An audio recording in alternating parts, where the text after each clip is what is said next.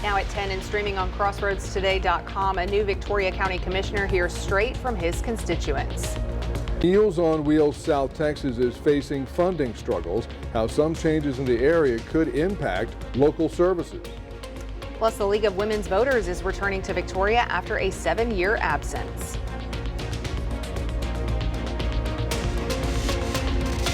Well, get ready, Victoria. We've got major league changes coming in and significant rainfall expected later this week. We'll have all that coming up in a moment. And tonight we had top area round soccer games here in the Crossroads. We'll highlight some of tonight's games and give some final scores later in sports. Now at 10. Good evening and thank you for joining us. I'm Shauna Curry. And I'm Don Brubaker. An increasing need along with funding uncertainties could impact Meals on Wheels South Texas. Dan Capone, president and CEO of Meals on Wheels South Texas, says the closing of other area food programs increased the number of clients they serve. Plus, his organization's coverage area increased from just Victoria County to now all of DeWitt County and rural Goliad County as well. So that has impacted the budget and could just be the beginning. Once the public health emergency ended, the funding has come down.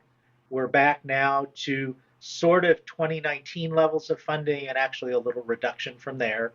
But the number of seniors we're serving has increased.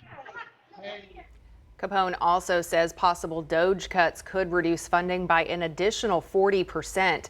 Even if those cuts were to happen, Capone says they will remain open. Meals on Wheels South Texas is always looking for volunteers to participate in serving. And this brings us to our viewer poll today. How have you supported Meals on Wheels? Have you donated money, volunteered time, helped spread awareness, or do you support other charities? We want to hear from you. Visit crossroadstoday.com/vote to take part. And 56% of voters say they support other charities. Behind that, 21% say they support Meals on Wheels through monetary donations. So thank you for voting. An historic organization focused on voting is creating a presence here in Victoria before the May election. The League of Women Voters has origins in the 1920s and it's setting root in Victoria. It's not the first time the League has had a presence in town. The group disbanded over 7 years ago due to a lack of volunteers. Now the League is returning and Director Glenda Nickel is helping to lead the charge to provide nonpartisan election information to Victoria residents. The League has a past history of being a great supporter for our community in Victoria. They have a good history as well-respected organization. We went from 0 in October of last year. We've got 25 members now and growing. The League creates a voter's guide to provide information on candidates and propositions. The group has a strict rule to not show direct support to any candidate or cause. The League of Women Voters is partnering with UHV for a candidate forum on campus on April 16th. The event begins at 5:30 inside the Walker Auditorium. The group will release an updated voter's guide this Friday. The City of Victoria will host 2 information sessions on the Victoria Community Center project. The first session is planned for Monday, March 31st from 5:30 to 7:30 p.m. at the Victoria Community Center. Residents can see renderings of the community center expansion and renovation plans, speak to city officials, and ask questions about the project and the venue tax. The Victoria City Council is asking voters to pass a 5% vehicle rental tax and a 2% hotel occupancy tax. Neither will affect residential property taxes. Victoria County Precinct 3 residents get the chance to speak directly with their new county commissioner. 25 News Now reporter Trent Whiting stopped by the forum and he joins us now with the details. Trenton? Dawn, Shauna, thank you. Commissioner Shannon Martin wants to keep regular face-to-face contact with his constituents. He accomplished his desire tonight, meeting at the Quail Creek Volunteer Fire Department to discuss several key objectives in the precinct and the county at large. Residents got their chance to express desires and concerns, and Commissioner Martin says it's important residents have open communication with their commissioners.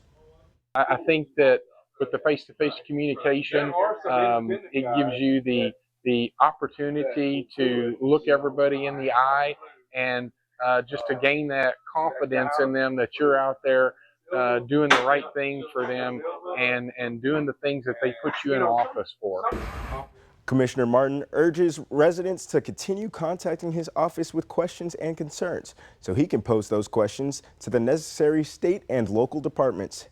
He also hopes to have another communication meeting later in the year. He says the goal is to hold it before the holidays around mid to late October. Dawn, Shauna, back to you. Thank you, Trenton. Well, it looks like we need to get the umbrellas and the rain boots, at least those ready in the next couple of days. And get ready for the fog in the morning. Otherwise, Mac, it's just going to be another day in paradise. Well, you know, that real stable weather that we had for a couple of months, no, it's changing, folks. Big changes. In fact, we already see the storm on the horizon. We have an alert day for tomorrow. Why? Because between Wednesday night and Friday in all counties, we could see heavy rainfall 2 to 7 inches. Yeah, it's going to be a big one, and it may lead us to flooding. So we'll have to be taking a real good look at this coming up in just a few minutes. All right, back to you, Don. Mac, thank you. Choke Canyon Reservoir is no stranger to drought, but this time it's worse than ever. As water levels drop to alarming lows, the community is holding on to hope and faith for relief. Suzanne Stevens reports. The Choke Canyon Reservoir at Three Rivers is no stranger to dry spells, but this time it's different and much more severe. After months of drought, the water level is far below where it should be. This ramp is normally floating when the lake is up. We've actually run out of cable to be able to lower it down to the water. You can see it's now sitting on the bank. When I started out here 3.5 years ago, the water was right at the bottom of these rocks here on the rock jetty here. I've never seen this lake this low before. Recreational fisherman Eugene Wilson has been fishing at Choke Canyon for 40 years. He's doubtful rain will make much of a difference. See, the bad thing about it, that little bit of rain, you got lakes above this lake to fill up first. That's the bad thing, and this lake's going to be down the line. I don't know. I hope and pray it makes a difference, but I don't think it will. We've had months, years of dry weather. It's going to take months to recover. So while one thunderstorm complex, it's favorable, it will produce some local short-term relief. We really need long-term pattern changes. For ranchers like Cooper Hughes, any rain is welcome, but it's not entirely in nature's hands. The water crisis coming up, and if the good Lord let it rain, that'd be great. As the community waits for relief, faith has become just as vital as the weather. Outside Sacred Heart Catholic Church, a sign reads, "Prayers are in season." The parish priest, who didn't want to go on camera, told me it's a time for people to reflect and repent. Federal investigators were preparing 2 Texas housing discrimination cases until President Trump took over. To read the full Texas Tribune article, visit our website, crossroadstoday.com. Congresswoman Jasmine Crockett is being criticized over a comment mocking Governor Greg Abbott's wheelchair. The Texas Democrat made fun of the governor during a speech over the weekend in Los Angeles to an LGBTQ rights group. Crockett disparagingly called Governor Abbott, quote, Hot Wheels, unquote, to mock his use of a wheelchair. Abbott has used a wheelchair for over 40 years. He was struck by a falling tree in 1984 while jogging, crushing multiple vertebrae. In a social media post, Crockett said she was mocking Abbott's policies, not his disability. The gunman who killed 23 people at an El Paso Walmart will avoid the death penalty. The racist attack took place in 2019. Patrick Crusius took a plea deal, his attorney saying he'll now be sentenced to life in prison without the possibility of parole. The agreement is for the state charges that he faced. The 26-year-old was already sentenced to 90 consecutive life sentences after pleading guilty in 2023 to federal hate crime charges. The Walmart attack was one of the deadliest mass shootings in U.S. history. Running a mile for most people is not easy. 5 miles is really tough. 200 miles, way too much, way too much. One group is showing Texas what teamwork is all about.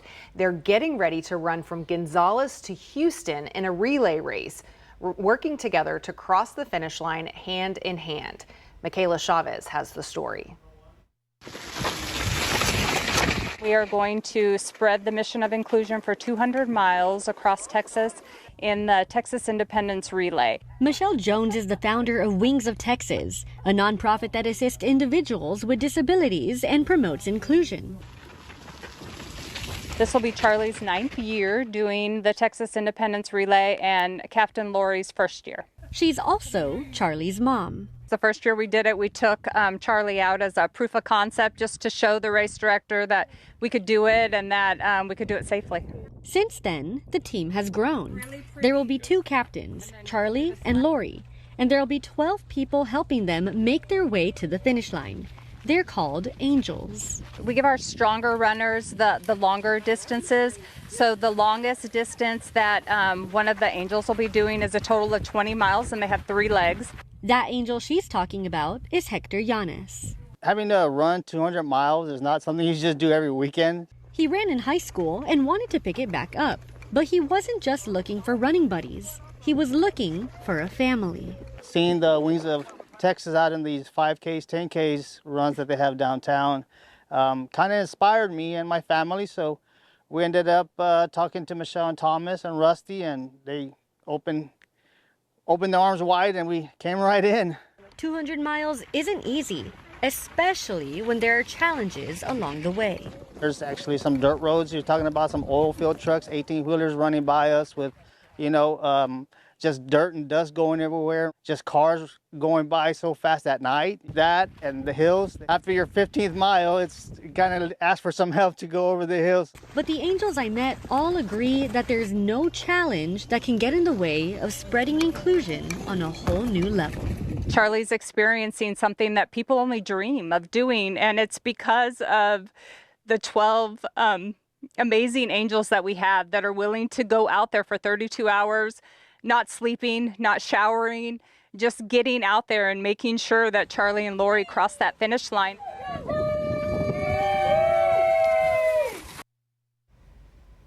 Incredible, definitely a team effort. A great idea in the long run. Yes. Well, remember to subscribe to our YouTube channel, Crossroads Today. Hit the like button and click the notification bell. Stay with us. Coming up on 25 News Now at 10, tensions flare as Senate Democrats challenge Trump officials Tuesday. Coming up, how the use of a controversial security app could jeopardize national security. Also ahead, why Democrats warn the detention of activists could threaten constitutional rights for all Americans. Get ready for the madness. Think you know college hoops? Prove it. Enter the Final Four Frenzy presented by Coastal Bend College. Put your bracket up against sports director Max Williams and weekend sports reporter Ray Robinson. Dribble on over to crossroadstoday.com to enter on the contest page. Win it all and score a family 4-pack with a hotel stay and a round of golf for 2 at Moody Gardens in Galveston. The Final Four Frenzy presented by Coastal Bend College. Brackets lock soon. Enter now.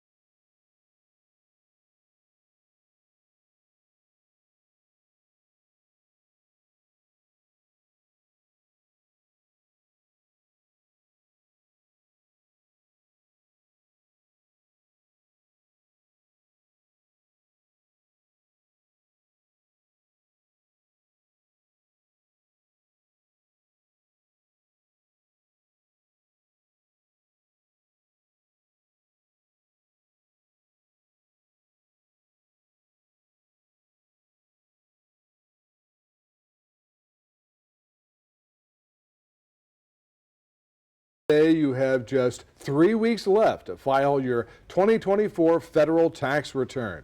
The deadline to file is April 15th. The Internal Revenue Service is encouraging taxpayers to be mindful of the impending deadline and to use digital tools on the IRS website to file their return. Taxpayers who miss the deadline could face late fees and interest. There's the option to request an extension, which would push the filing deadline to October 15th. The fallout continues from the revelation that a journalist was added to a group chat among top Trump administration officials about plans for a military strike. Use of Signal among government officials is not uncommon when it comes to discussing unclassified information. But the leak raises serious questions about what's being shared there. Karen Caifa has a look at the app.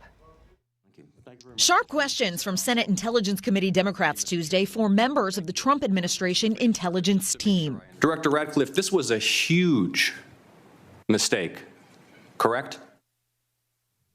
No. The hearing the day after The Atlantic reported that National Security Advisor Mike Waltz convened a text conversation with top U.S. officials earlier this month to discuss strikes on Houthi militants in Yemen. Atlantic editor-in-chief Jeffrey Goldberg was accidentally added to the chain, which used the app Signal. People who care about security, they use Signal. What it does is it encodes the message that you're sending in transit. So if it happened to be intercepted by someone who shouldn't have it, it would be scrambled and useless to them. Signal is an encrypted messaging app used by journalists and government officials around the world because of its added security, and its code open for independent experts to scrutinize for vulnerabilities. Use of Signal is not unique to the Trump White House. The Biden administration routinely used it to discuss logistics planning, for example. Career national security officials note having sensitive conversations on an unclassified platform risks exposing the information to foreign hackers. Bree Fowler, who covers cybersecurity for CNET, says despite the app's high security standards, the government should look at whether the threshold is high enough for national security conversations. You know, using something that is more for consumers and industry may not be what they should be doing. You would think the government would have some kind of proprietary app that they would use instead. In Washington, I'm Karen Caifa. President Trump signed an executive order to declassify and release documents tied to the FBI's Russia probe. The investigation focused on Russian interference in the 2016 election and alleged collusion with Trump's campaign. But special counsel Robert Mueller found no evidence of that. Trump has long called the investigation, named Crossfire Hurricane, politically motivated. Signing the order, he called the probe, quote, total weaponization, and said people would now see that for themselves. However, he wants proposed redactions from 2021 to stay classified. House Democrats demand the release of Mahmoud Khalil, a Columbia University graduate and pro-Palestinian activist arrested by the Trump administration and facing deportation. This as a Cornell graduate student activist appeared in federal court. President Trump and the Department of Homeland Security are trying to remove him from the country. House Democrats in Washington have a message to spread: protect the First Amendment amid what they call an attack on free speech. The administration targeting people for detention based on their political views should send a chill down the spine of every single American. The Trump administration directed immigration officials to arrest a Columbia graduate and prominent Palestinian activist, Mahmoud Khalil, on March 8th. Khalil played a central role in protests against the Israel-Hamas war on Columbia's campus last year. The Trump administration accuses him of supporting Hamas, but hasn't provided any evidence. He's currently in ICE custody. Mahmoud is also a resident of the United States of America, a legal permanent resident, and as such, he is protected by our Constitution. Democrats warned that all Americans should be concerned. Let's be clear. Mahmoud's rights are our rights. Supporters of Cornell doctoral student Momadou Tall echoed similar sentiments outside a federal courtroom where he appeared Tuesday.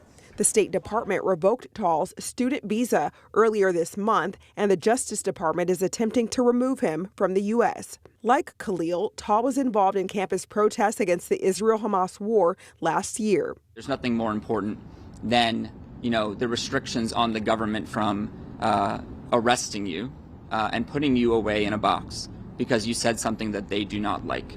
I'm Sherelle Hubbard reporting. Well, good evening, everybody. It's quiet out there right about now, but boy, things are going to get active this week. We're looking at 69 degrees right about now. Winds are fairly calm, and pretty good chance we'll have another morning of either that little mist or maybe some fog. We managed to get up to 91 today. 54 is our overnight low. Haven't had any rain. Well, you know, the last time we had significant rain was January 14th. And this week, we may surpass that. We'll be talking about that coming up in just a moment. Stay tuned.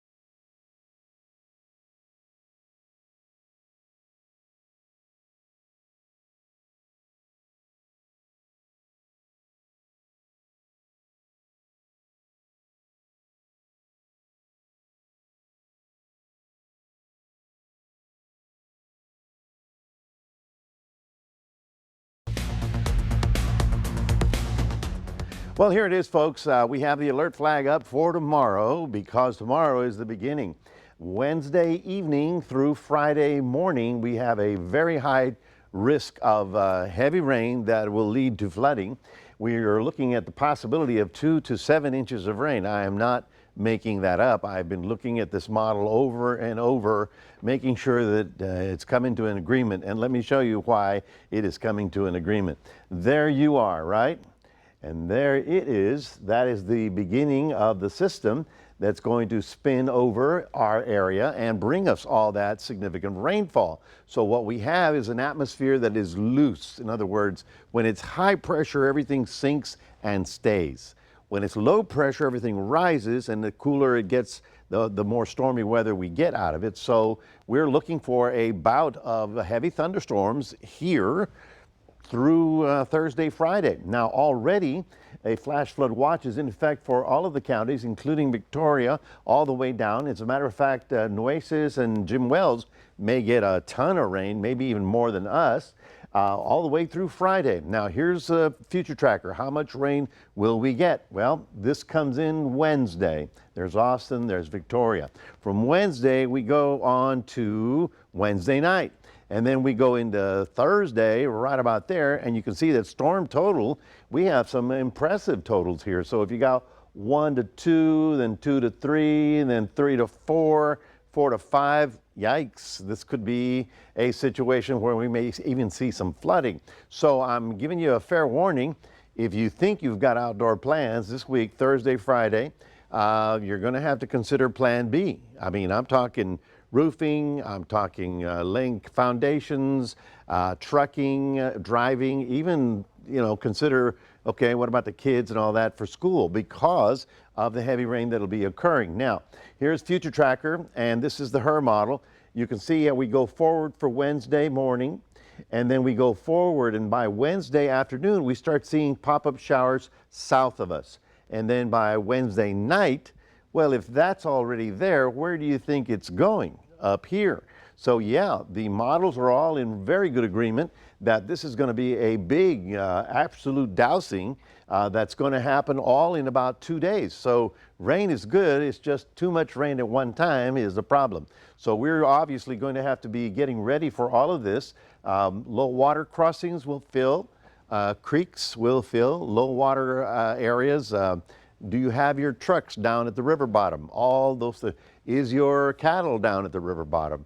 Well, they're pretty smart. They don't know what to do. But all of these things have to be considered because for the first time in a long time, we're getting a real heavy downpour here in the Crossroads. As I mentioned, January 4th was the last time we got any significant rain. So cloudy most of the day. We'll get up and see showers tomorrow night about this time. And then in Cuero, you'll get up to about 80 degrees. The showers will wait until the evening, but Thursday is the main event, and that's why we have the alert flags up. 1, 2, 3. Here's Thursday, here's Friday. By Friday night, it should pull out, and the weekend actually should settle down a bit. That's your 7-day forecast, reminding everybody we do have a QR code. We'd love for you to take a picture of that squirrely thing there and put Crossroads Today on your phone. We'll toss it over to Maxwell with sports. That's right, Mac. After the break, we're talking about Victoria West boys powerlifting at the 6 o'clock show. In a few moments, we're going to hear Victoria East and the head coach, some of the top placers, coming up in sports.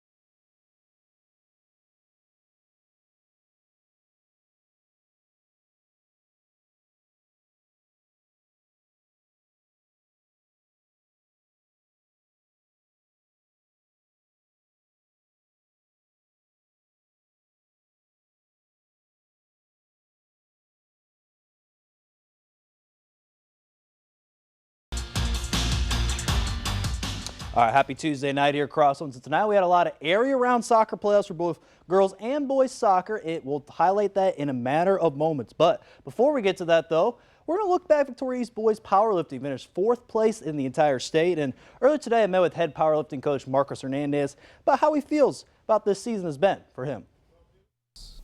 It's almost that family feel that I wanted to create. So, you know, losing them is going to be, it's going to be hard. But knowing that they're leaving the team behind with, you know, good habits and great knowledge, it makes me really proud for what they've done and how they've contributed to this program. Now with Coach Hernandez appreciating the family he's brought for the girls and boys powerlifting teams this season, that translated over to powerlifters Jose Lugo and Noah Cano heading into their state meet performance. It is. I won last year, so it is a familiar feeling, but every time I do win, it's still exhilarating, you know? It's pure euphoria.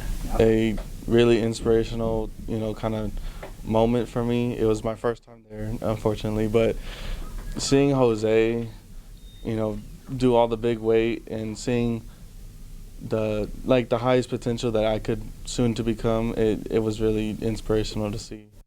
Both Lugo and Cano are proud of how they did at state, and shout out to Draven Garcia finishing 8th place in the 148 weight class. And congrats to all the East boys and girls powerlifting doing well at state. Now over to the soccer playoff action. Victoria West facing the McCallum Knights at Giddings High School, looking to move forward there to the next round. Well, McCallum, they strike first with a goal there from Eleanor Wiseman, and the Knights would take the early 1-0 lead. In West, they could not find the scoreboard. They lose this game 2-0, and West will end their year at 19-3-1 overall. Now over there to Victoria East, where they faced Georgetown Eagles tonight right after the West game, and kind of similar result. They couldn't find the offense there for Lady Titans, and Georgetown took advantage. The final score of this one was 5-0, and goalkeeper Lee Tractors did have 20 saves, but that was not enough as the offense couldn't get going, and East ends their season at 14-5-2 overall. Over to Bay City, they faced Salado Eagles at LaGrange High School tonight, and Lady Cats started off fast. They scored again at the 22-minute mark, and they were up 2-0, and then Salado 7 straight unanswered and took their 7-2 there to win.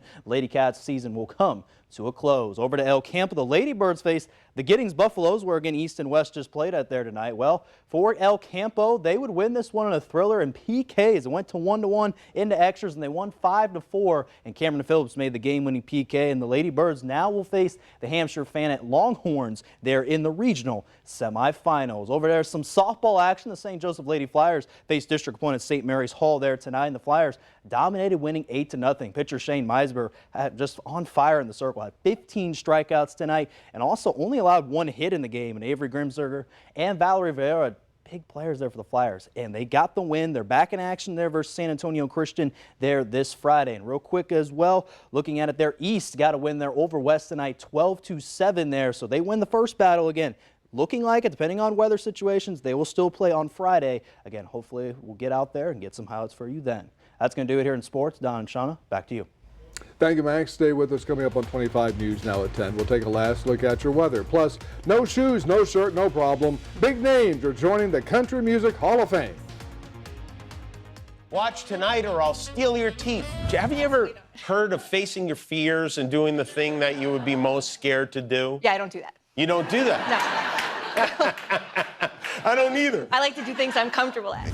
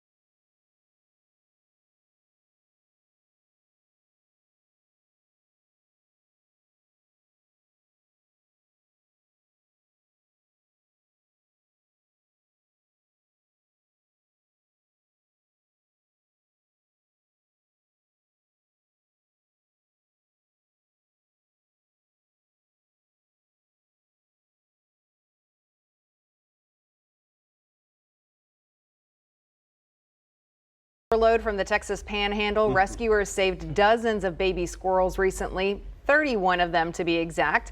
This was in Amarillo after a windstorm knocked nests out of trees. A wildlife rehabilitation center is caring for the squirrels until they're old enough to be set free on their own. Nature experts say even if you don't like squirrels, they are a vital part of the ecosystem because they bury nuts and then they forget where they buried them and then they turn into trees. How about that? NASA now knows the origin of this frothy image. This is nicknamed the Cosmic Tornado because of its helical appearance. They are outflows produced by jets launched from a nearby forming star. The outflows can extend for light years, which create shock waves. The material heats to higher temperatures and then cools, emitting visible light. That's great. Wow. We won't be able to see anything cosmic the next few hours. Yeah, by the time we get to Thursday, you won't see any of that because the rain will be in your face. We're looking for tomorrow morning some fog, then rain by Wednesday night. Thursday, Friday looks like a big washout with heavy rainfall expected here in the Crossroads. Get ready for this one. We have it. You know what I saw in the parking lot? There's a guy named Noah, and he's building an ark. All right. Well, the Country Music Hall of Fame announces its 2025 inductees, including the late June Carter Cash and Kenny Chesney. Carter Cash will enter the Veterans Era Artist category for her legendary work with her family and Johnny Cash, and Kenny Chesney, a 4-time CMA and ACM Entertainer of the Year, will be inducted into the Modern Era Artist category. Good ones, yeah. Thanks for joining us tonight. And Jimmy Kimmel Live starts now.